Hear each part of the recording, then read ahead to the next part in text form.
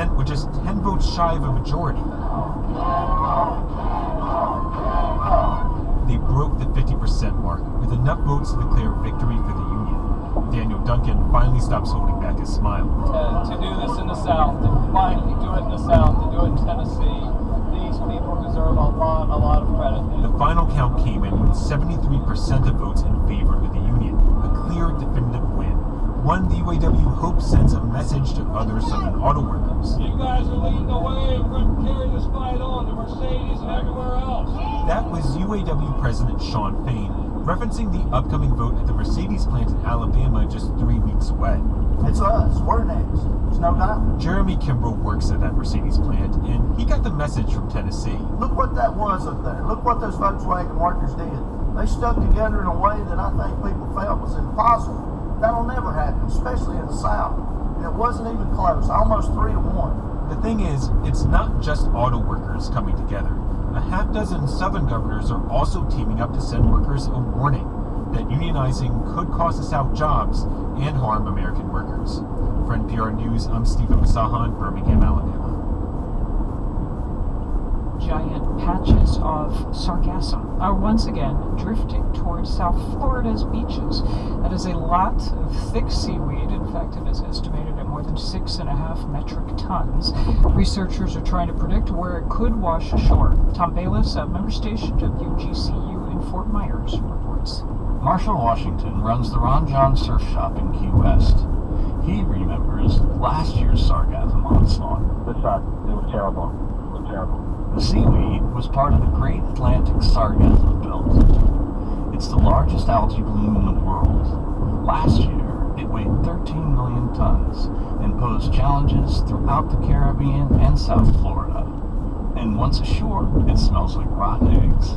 There were times where it was really bad. Piles of about at least 1.5 feet. The main beaches were hit pretty hard, but days where they were pretty much like nobody going through them. For centuries, the huge mats of algae have swirled around the Sargasso Sea in the middle of the tropical Atlantic. In recent years, masses of sargassum broke loose in the spring and floated toward the beaches of Florida and the Caribbean. But Brian Barnes of the University of South Florida's Sargassum Watch System says don't cancel your vacation. It's not like snow. The Great Atlantic Sargassum Belt, it's not just one contiguous mass that's going to come and swallow the entire Caribbean and Florida. But it can bury your favorite beach. To get a heads up, Barnes is working on a tracking system that uses satellite data. We can identify the sargassum, know where the water is moving and thus where sargassum will be moving, and make some predictions on which beaches will be impacted. It's not an exact science yet.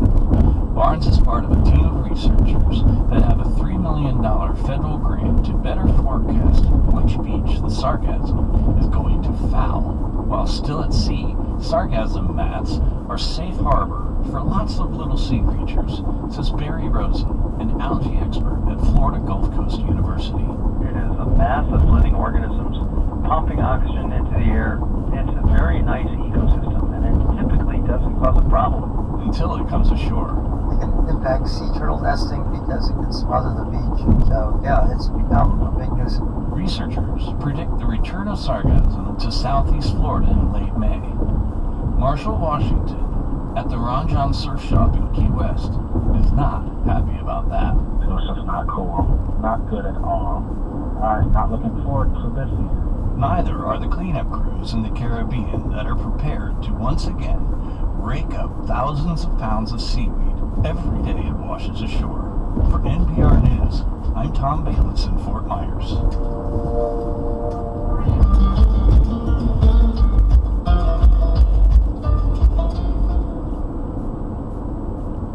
Picture our community as a puzzle. Each piece a story, a voice, a connection. Public radio is the glue that holds that puzzle together. Little Rock Public Radio pieces together accessible education, factual information, and diverse perspectives, creating a unified picture of Central Arkansas. Your support strengthens those bonds, ensuring everyone has a place in this vibrant tapestry. Be a part of the puzzle. Give today at donate.kuar.org. This year is the 40th anniversary of the hit film Footloose. You may remember Kevin Bacon as a high school student who gets a loosen up and ditch its ban on dancing. The school in Utah where it was filmed is about to be torn down, and students there have been working hard to get Bacon to come and visit. And this weekend, he did, just in time for their prom. Ciara Hewlett with member station KUER in Salt Lake City was there.